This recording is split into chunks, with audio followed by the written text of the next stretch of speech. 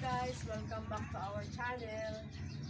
Bunso ko. Ngayon, ang gagawin namin, magla-landscape ako ng pananim dito sa bahay namin. Kasi nakita ko na medyo hindi okay sa paningin ko. So, nung nakarang araw, ang ginawa ko, ito yung ano namin, kinukuhaan mo din ng tubig dahil mahirap ang tubig dito sa amin dati. So, ang ginawa ko, nilagyan ko ng mga bato-bato para yung tubig hindi pumunta doon sa aming harapan. Ayan siya. Pakita mo sis. Ayan. Okay. Tapos, ng isang araw ulit, ito yung ginawa ko guys. Ayan. Nag-landscape ako ng mga pananim. Ayan, di ba ang ganda tingnan? Malinis, tsaka maayos, tsaka pagising mo sa umaga, makikita mo yung pananim mo na okay na, laklak na siya, malapit na. Tapos, kahapon, ang ginawa ko ito. Halika! Ito sa akin guys. Ito yung ginawa ko kahapon.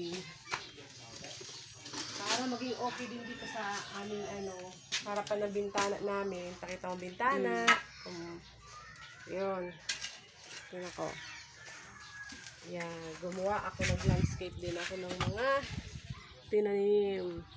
Nilagyan ko ng mga bato-bato para maganda tingnan.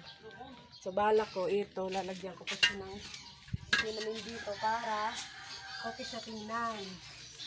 Ngayon, kahapon ko lang nilagay, namulaklak na siya. Kita mo yun? Kaya namulaklak na siya, kahapon ko lang nilagay. Nabuhay na, it means buhay na siya. Ngayon, ang ginagawa ko, ito naman, sa harapan namin. Sa harapan ng, namin, azotea, yan, dyan. Ito na naman, landscape ko. Lalagyan ko ng soil, saka stone ulit dito, tapos lagyan ko ng pananim para maganda tingnan. Ngayon, ang ginagawa ko sa ngayon, dito ko kinukuha yung soil kasi ang dami naman. Saka abundant siya kasi ang dami-dami ng basura. So natunaw na. Ito yung ginagawa ko. Yan.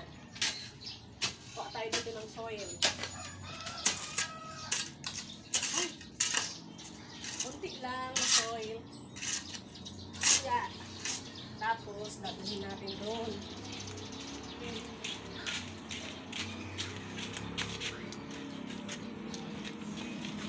Tapos,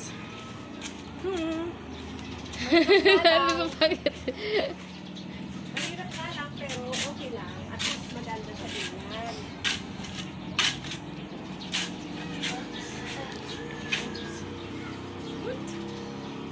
Ito yung sexy nag-shovel ng soil. Okay. Some more soil. Not enough.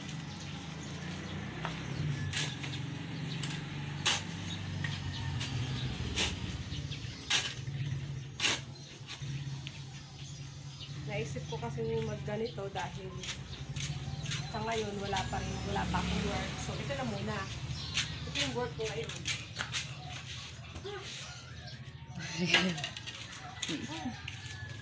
Sa sunod, ito yung balak namin.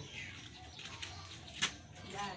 Okay na lagod din Oo, diba maganda tingnan, guys. Ito, sa sunod, ito yung gagawin ko naman. Yan kasi, boxes yan nung nagbi-business pa kami. Ayan. Nilalagyan niya ng mga isda. Para impake. Ngayon, tatanggalin namin yun. Papagandahin ko. Lalagyan namin ng siguro pananim or ewan ko kung anong plano dyan. So, right now, ayan muna siya. Bukas naman ulit. Sa ngayon, ito muna yung project ko. Yung paglalagay ng pananim para maging maganda yung aming harapan. Aside from doon, ito. Maglalagay rin kami dyan ng pananim. Siguro mga herbal or something na mapapakinabangan. Ang init na dito sa amin. Ito na papaya. Ito, malaki na ang papaya namin. Yan. Malaki na siya. Di ba malaki na siya? Di ba maganda tingnan? Tsaka masaya pagka ganito yung pananim mo. Nag-ano na siya, nag-grow. At madaming natutulungan. Yung papaya namin, ang daming natulungan nun. Nung bagyo. Yung bagyo, daming nahingi. Humingi pala. Yan, okay lang naman kasi sobra-sobra. Pwede mo naman Magandang ipamigay background kasi mo sa likod. sobra-sobra. Diba? So kayo ngayon, anong ginagawa niyo dyan? So, ano? Okay, please please watch, likes and subscribe to our channel. Please comment down below kung ano po yung gusto niyo ipapating sa amin. Okay. Okay, bye-bye!